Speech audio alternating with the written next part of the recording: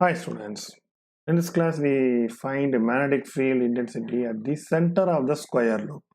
Already we studied magnetic field intensity at the center of the circular loop that I have put it in another video. Now we find what is the magnetic field intensity at the center of the square loop. Here we have a square loop A, B, C, D, E, F, G, H. The center is P. Here only I have to find magnetic field. The length of the each side is L. Half length is L by 2. The current flowing through this square loop is I. Right? So what is the logic we are going to find is, or use is, we are segmenting the square loop into 8 segments, right? So A to B1, B to C2, C to D, D to E, E to F, G to H, right? So how we are going to find, here we take for example segment BC, right? And this is a finite line segment. Yes or no?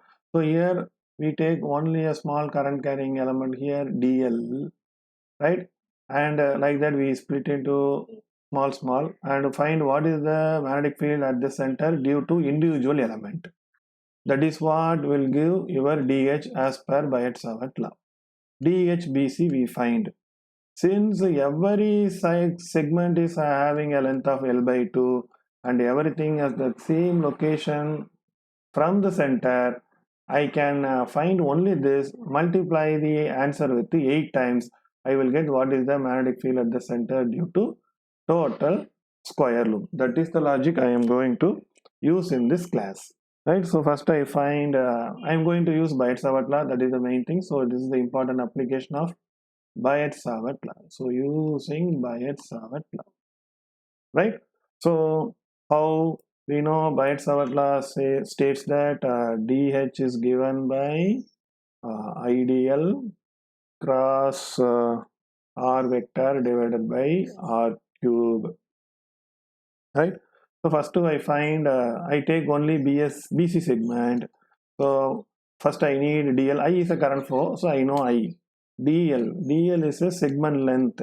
What is the segment I have taken? BC. Let us assume this is my x-axis, this is my y-axis. I kept my loop in xy plane. So that and all I have to write. So loop is in xy plane. So here you see BC is a segment in this direction. That means AX direction, along the x direction. So I can say it is a vector AX. So in that I take a length as dx, because this is a small length. I have taken this one only. So dl is nothing but small length along x direction. Small length is dx in x direction AX. What is my R?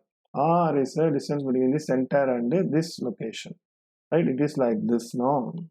Here what is that? 0, 0, 0. Here what is that? Here it is. Here y direction we know this is the location. From center this much distance is y. That is surely damn sure L by 2. But this x will vary. Here we take here, we may take here, and then we have to add.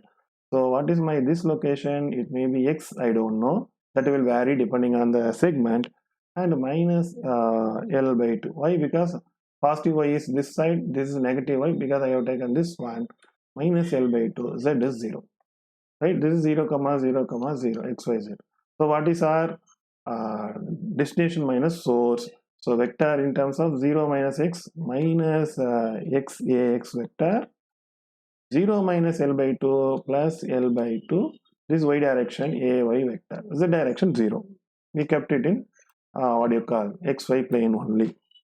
Now we got all the things. Now we have to substitute in the so next we have to find dl cross ar. dl cross r means dl is dx ax. So if you take a cross product ax 0, ax cross ay is az, L by 2, L by 2 az. Fine. So into dx, L by 2 dx az. So what is my dl cross r? Dx L by 2 az. Next what you have to find r cube. Mod r, first we find mod r. Mod r is root of x squared plus L by 2 whole squared. This implies mod r is equal to r R, this implies R cube is equal to x square plus L square. Root means 1 by 2, L by 2 whole square. Root means 1 by 2. 1 by 2 cube. 1 by 2 cube is nothing but 3 by 2. Right? So we got everything. So DH ideal cross DL cross R cube we got. Now what is the thing? I have to write DH magnetic field at the center due to BC component is given by I DL cross R is dx into L by 2 A Z vector. A is that right? So A is Z vector, right, divided by 4 pi r cube is x squared plus L by 2 whole square into 3 by 2. This is what one segment. What I need is what is the magnetic field at the center due to all segment. So total DH is individual segment multiplied by 8. So this is DH integral. So total magnetic field is integral H is equal to DH. That should be equal to 8 times of DH BC. Right? This is one segment, one part. So I find DHBC integration, total HBC I get. I want total loop, it is 8 times. So that is given by 8 into, so length is 0 to L by 2 each segment.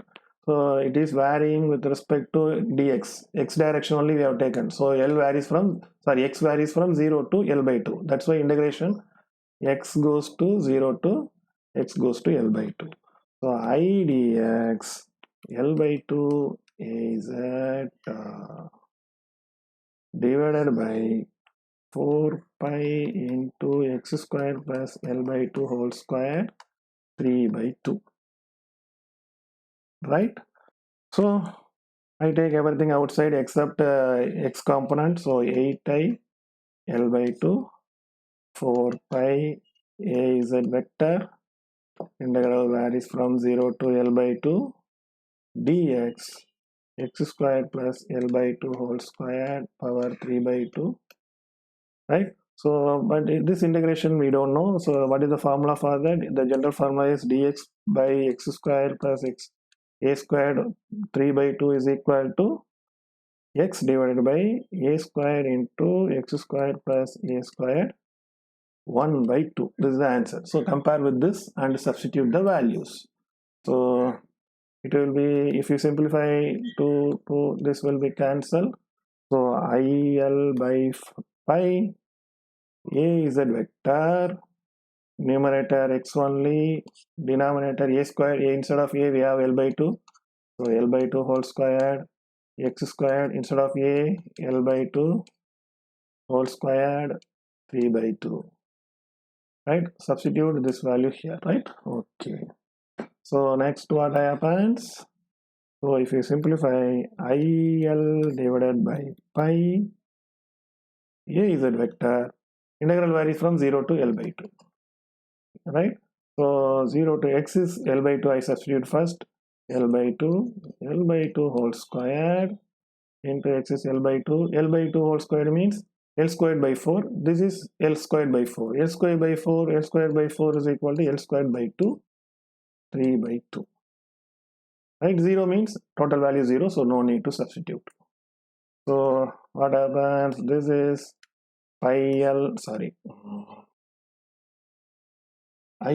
divided by pi. A is a vector, I bring this side. This is L by 2 cancel, so 1 by L by 2. This is L squared, right? So L squared 2 into 1.5, that is 3, right? So what happens? So L squared by 1 by 2, right? So L squared, okay, it is 1 by 2 is a squared plus a squared, so a squared plus L by 2 whole squared 1 by 2, not 3 by 2. So this is 1 by 2. 1 by 2 means root. So L squared by 2, root of L squared by 2 is nothing but L by root 2. So what happens? This L cancels. So this is equal to 2 root 2 I divided by pi L A Z vector. This is what magnetic field due to at the center of the square loop. Fine. So, but you see, A Z is our loop is in the xy plane. A Z result will be in z plane. So that means it is our magnetic resultant magnetic field is normal to the xy plane. So in general, if you keep anything anywhere, if you kept it in YZ plane, the result will be AX direction. If you kept in ZX plane, the result will be AY direction. That means the magnetic field is always perpendicular to the loop. So I can write in general 2 root 2I by pi L into n cap. It is perpendicular to the plane containing the square loop. The resultant magnetic field will be always perpendicular to the plane containing the square loop. That's what we have to know about this magnetic field at the center of the square loop. I hope you understand the derivation simply. If you have any doubt, please ask me in comment section. Thank you.